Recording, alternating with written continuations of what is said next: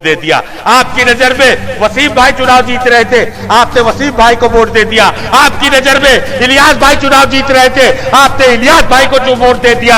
4 vote थे, वो भी 4 जगह पट गए, तुम खत्म हो गए। ये साजिश हैगी कि जब तुमसे कहा जाएगा कि तुम्हें भाजपा को हराना है, सबसे पहले तुम हार जाओगे, क्योंकि जो हराने के लिए वोट डालता है वो कभी नहीं जीत सकता, वो कभी नहीं जीत सकता। तुमने कभी सोचा है? क्यों नहीं सोचते हो? ये क्या तुम इसी के लिए पैदा हुए हो? पहले कांग्रेस के दलाल हुआ करते थे मुस्लिम लीडर, अब भाजपा के दलाल होने लगे। 8,000 करोड़ रुपए का मालिक वो दलाल है, वो पैसे से बिक जाएगा। जिसके सर पे जो टोपी है उस पे भी नालैने मुबारक बनी है, जो साल के 6 बार आका सल्लल्लाहु अलैहि वसल्लम के रोजे पे पड़ा रोता रहता है, जो मंच पे बैठता है जितनी देर खामोशी से कुरान का विर्द करता रहता हैगा, जो मंच पे डाइट पे खड़ा होता हैगा, बावजू होके खड़ा होता हैगा, वो शख्स तुम्हारे लिए दलाल है, वो शख्स तुम्हारे लिए गद्दार है, वो शख्स तुम्हारे लिए एजेंट है। लानत है ऐसी सोच के ऊपर, लानत है ऐसी सोच के ऊपर। कब बदलोगे इस सोच को तुम?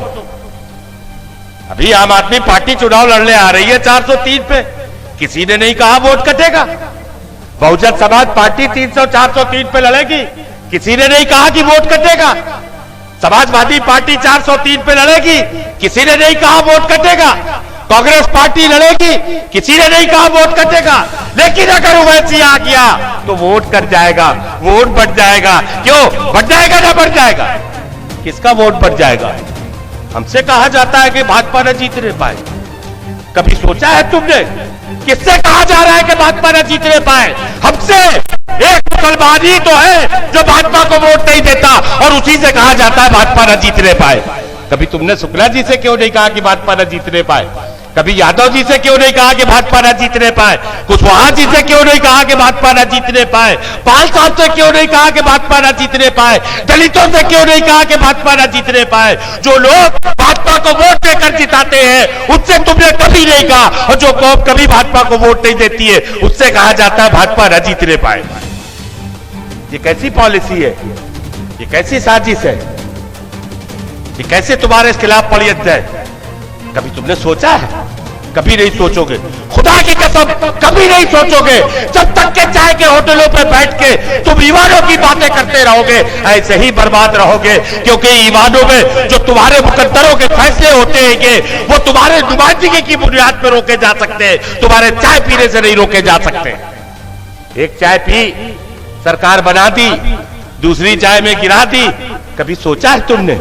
उत्तर प्रदेश जैसा सूबा, 24 करोड़ की पॉपुलेशन, 20% मुसलमान, यानी समथिंग 5 करोड़ मुसलमान। 2014 में एक भी सांसद तुम्हारा नहीं जीता, तुम्हारी नुमाइंदगी खत्म कर दी गई। लेकिन तुम न जागना, तुम कभी न बेदार होना, तुम कभी न सोचना। और अगर इस बातों को कहा जो यूसुफ मंसूरी ने तुमसे कही, तो कहने लगे क्या यार बेवकूफी की बात करते हो, हम 20% है, वो 80% है, भला कैसे उससे मुकाबला हो सकता है? खुदा की कसम मेरे आका सल्लल्लाहु अलैहि वसल्लम ने अगर ये सोच लिया होता, 313 लेके निकले थे, हजारों का लश्कर सामने था, खुदा की कसम आज इस्लाम न फैलता अगर यही बात मेरे आका ने सोच ली होती। हमने 830 साल हुकूमत करी इस मुल्क के अंदर। क्या हम यहां बहुसंख्यक थे? क्या हम यहां अक्सीरियत में थे? हमने 800 साल स्पेन में हुकूमत करी, क्या हम अक्सीरियत में थे? क्या हम बहुसंख्यक थे? नहीं, हम वहां भी अकलियत में थे, यहां भी अकलियत में है, और आज भी अकलियत में। अकलियतों से कभी ना कोई जंग जीती हारी जाती है, अकलियत होने की बुनियाद पर न कभी चुनाव हारा जा सकता है। क्योंकि जब चुनाव की बेला में आओगे तो ये गणित बदल जाता है। उत्तर प्रदेश के अंदर हमसे बड़ा वोट बैंक किसी का नहीं।